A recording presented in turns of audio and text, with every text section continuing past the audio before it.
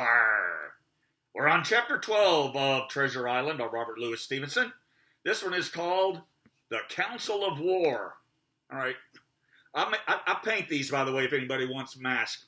I do them from things grody like that to drag queen lips, whatever. Doesn't matter. I'm going to do a vampire. I'm going to do alien and all that. Let's get on with the story. Council of War. There was a great rush of feet across the deck. I could hear people tumbling up from the cabin and the forecastle and slipping in an instant outside my barrel. I dived behind the foresail, made a double towards the stern, and came out upon the open deck in time to join Hunter and Dr. Livesey in the rush for the weather bow. There, all hands were already congregated. A belt of fog had lifted almost simultaneously with the appearance of the moon. Away to the southwest of us, we saw two low hills about a couple miles apart, and rising behind one of them, a third and higher hill, whose peak was still buried in the fog. All three seemed sharp and conical in figure. So much I saw, almost in a dream, for I had not yet recovered from my horrid fear of a minute or two before, and then I heard the voice of Captain Smollett issuing orders. The Hispaniola was laid a couple of points nearer the wind and now sailed a course that would just clear the island on the east. "And now, men," said the captain when all was sheeted home, "has any one of you ever seen that land ahead?" "I have, sir," said Silver. "I've watered there with a trader I was cook in." "Well, the anchorage is on the south, behind an islet, I fancy?" asked the captain. "Yes, sir. Skeleton Island, they calls it.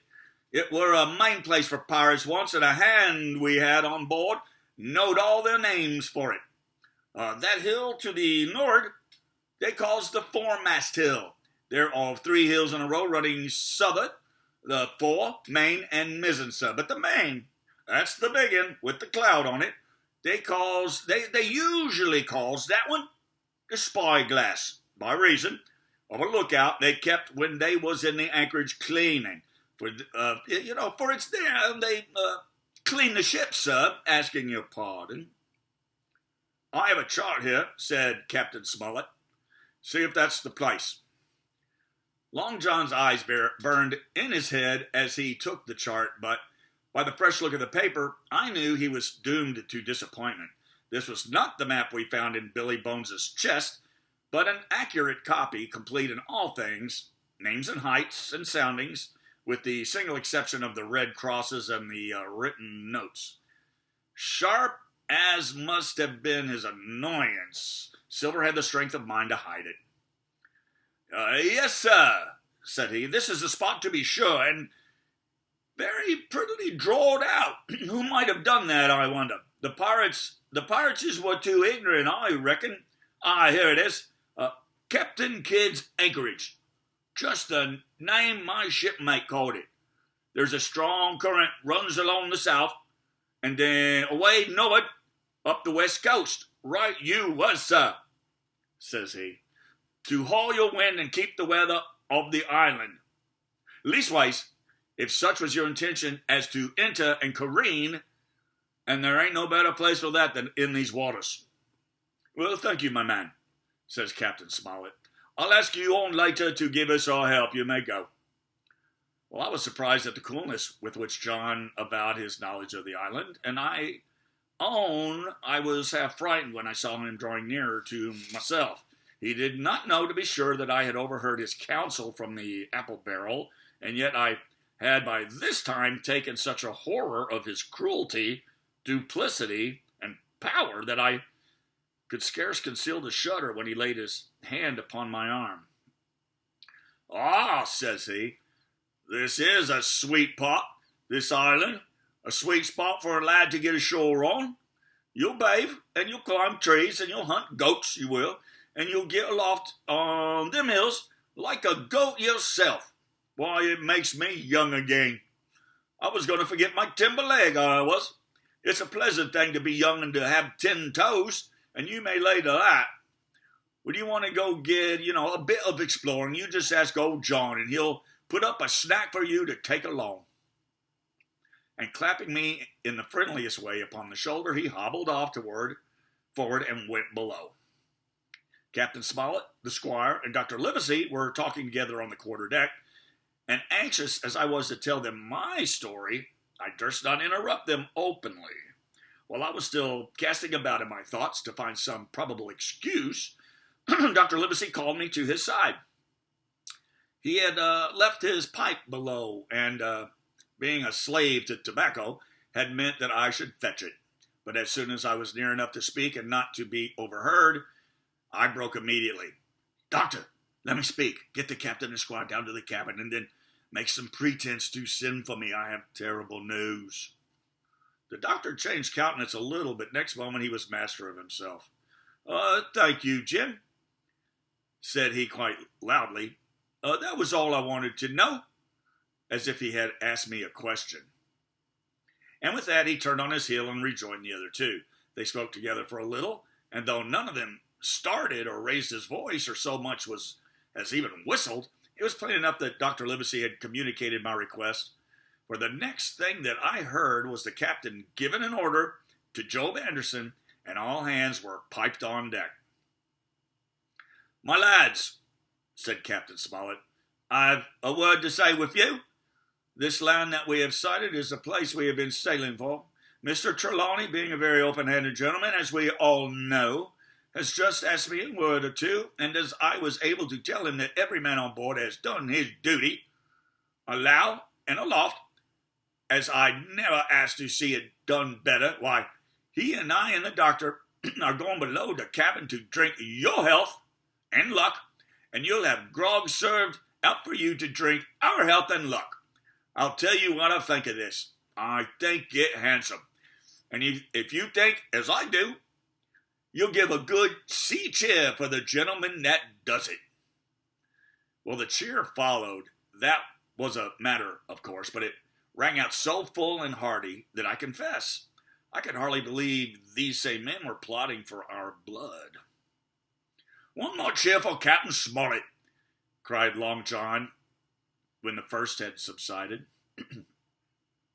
And this also was given with a will.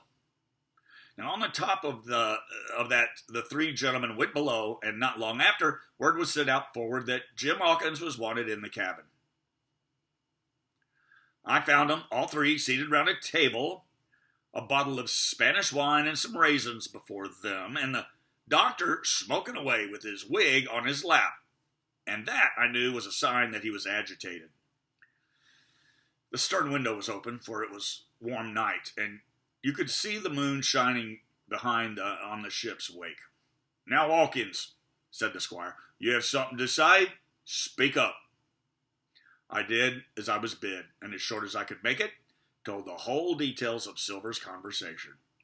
Nobody interrupted me till I was done, nor did any one of the three of them make so much as a movement, but they kept their eyes upon my face from first to last.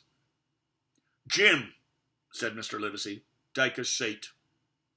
And they made me sit down at table beside them, poured me out a glass of wine, filled my hands with raisins, and all three, one after the other, and each with a bow, drank my good health and their service to me for my luck and courage.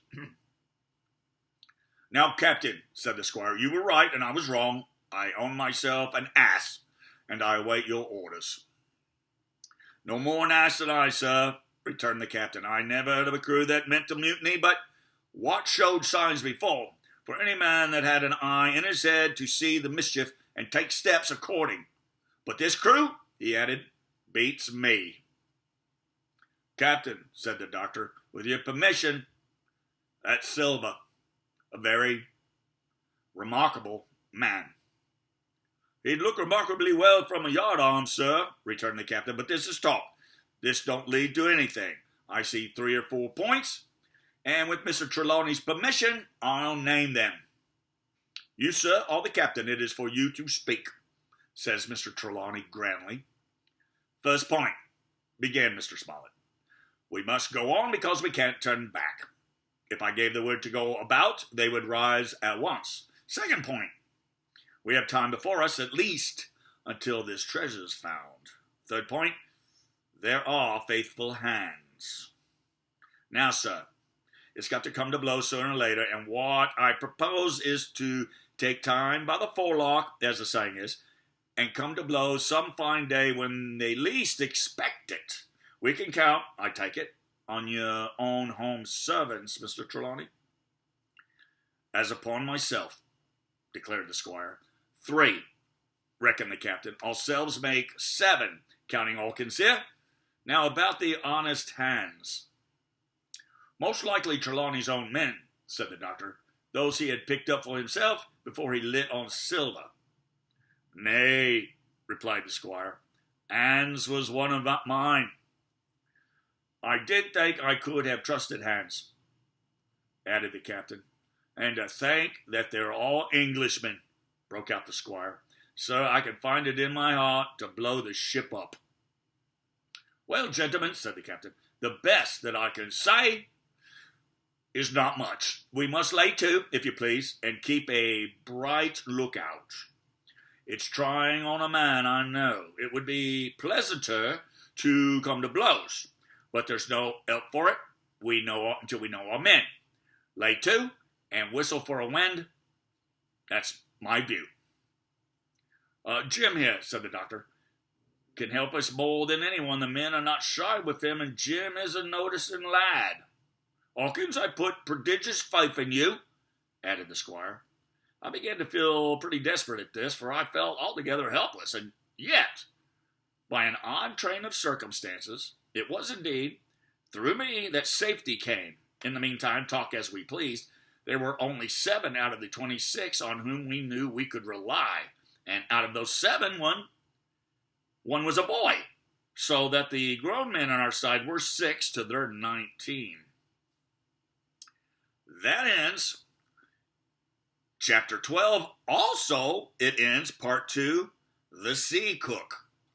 Because right now, they don't care that Long John Silver is the Sea Cook. All right, next chapter is number 13, How My Shore Adventure Began. And part 3, My Shore Adventure. So, there you go. You can tip me a little bit if you want to for rum. Speaking of that, I'll have me a bit of grog. I like a swirl. Put it down the old gullet. Cheers, mates.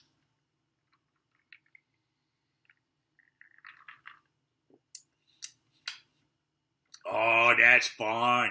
With some cherry juice, some grape juice, some apple juice. It's a rum punch. All right, anyway. Being a little bit silly because it's theater.